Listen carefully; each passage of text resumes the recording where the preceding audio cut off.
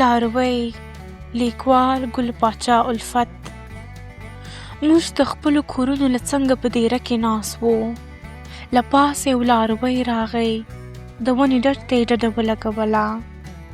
له ملا نه یې ډوډۍ پرانستله او له څښ سره یې په خوند خوړله. موږ وږي تږي وو، هغه ځان موړ کړ او یخې اوبه یې وڅښلې. موږ روژه وو، هغه بوزه وو، ځکه چې په مسافرو باندې روژې نسته. لاروي وویل ما ته د خوړلو اجازه سته او تاسو ته نسته. ما ته خدای خواړه او اوبه روا کړي دي.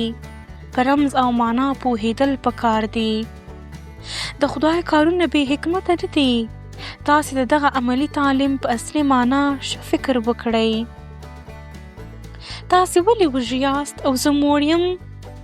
زه په کار او مقصد پسې روان یم او تاسې ځای پر ځای پراته یاست. ستاسو حرکت لنډ دی ځکه یې وږي کړئ. تاسې د خدای قانون منلی دی مګر پوه سوي پرې نه یاست. زه راوګرځېدم چې تاسې په دغه راز پوه کړم او له لوږې نجات ومومئ. پاڅېږئ، روان سئ او لیرې ځای په نظر کې ونیسئ. لوږه او تنده په توقف او سکون کې ده، په حرکت کې نسته.